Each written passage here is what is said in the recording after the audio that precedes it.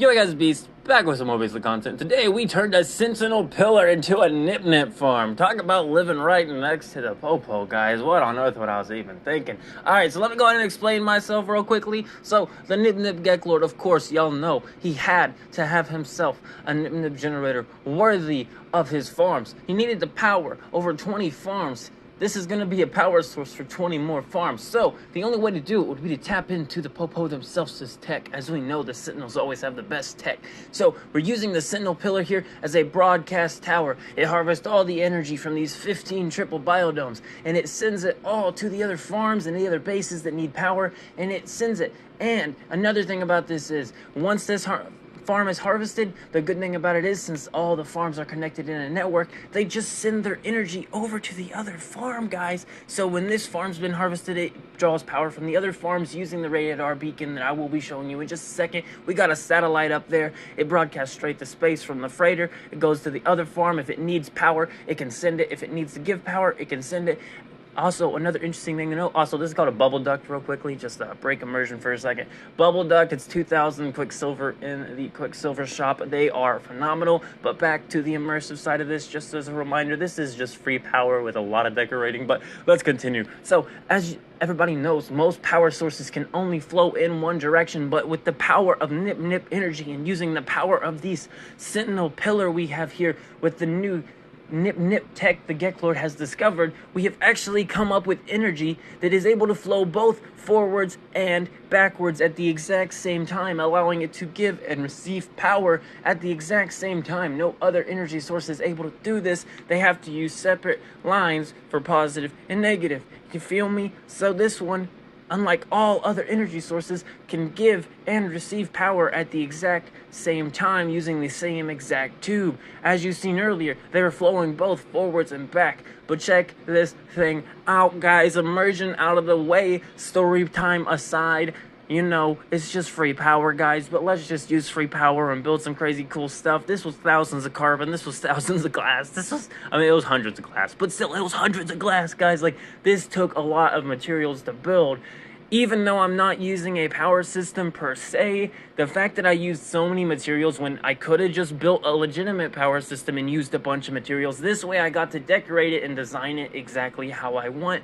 Technically, you wouldn't have to be doing this just with Nip farms. We are going to be harvesting this bad boy very, very soon, but I did want to get just a little bit more of a shot from this thing. Also, I wanted to mention, we also got this landing pad sort of set up out here. I wanted to have some sort of quick landing pad so that when I did my large harvest, I could just land at every farm and not have to use the teleporters. I want to fly to every farm. I just think it'll make the video look better. I do realize that might make time like a little different, but some of these farms are so close by, I actually think it will be quicker to fly to them than it will be to use portals. And I'm trying to build all the farms in like a sort of run thing where you can run through them all at once. That's the whole point of it, is to be able to harvest them all at once and be able to make 1 billion credits, guys. As a reminder, the Nip geklord's crazy, insane, ludicrous plan here is to make enough Nip farms to be able to harvest 1 billion credits worth of Nip being that we sell in a different system, because this system's price is trash because no one knows not to sell to the trade terminal. Look, guys, quick tip here: if you're doing a Nip farm, do not sell your Nip to the galactic trade terminals. You are nuking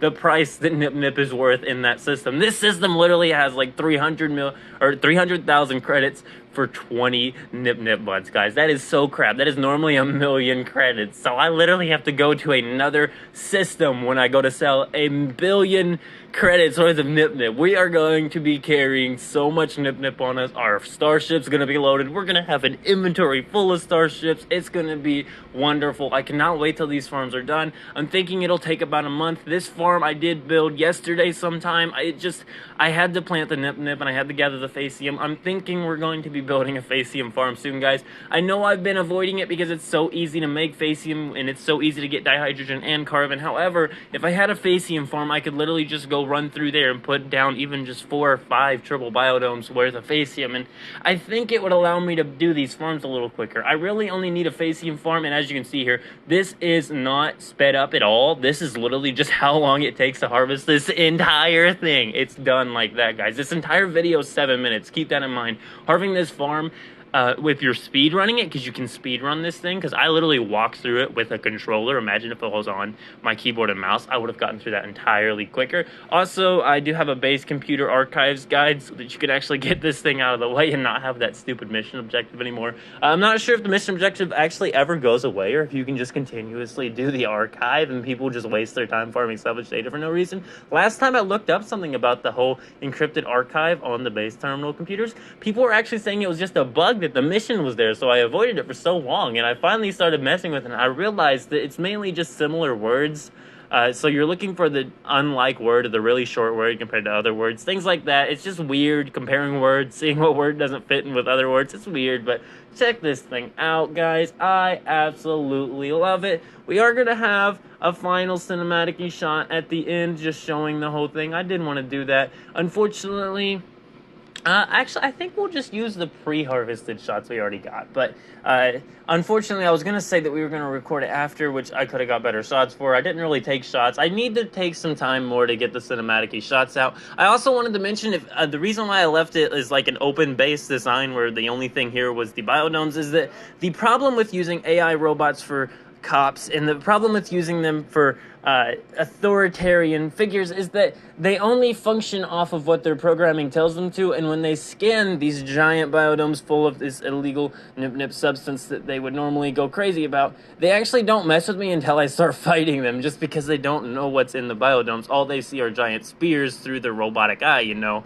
so how are they even going to detect it? So that's why it's okay to build here, and we are secretly tapping into their network. They don't even realize anyone's tapping into it. It's not in their protocols to scan for people tapping into the Sentinel pillars, so like when we're able to extract multi-tool stuff, we're able to build nip generators off them. Okay, immersion now. Anyway, I'm out too, guys. Keep it beast mode. I'll see y'all in the next farm / whatever video we're doing. Keep it beast mode.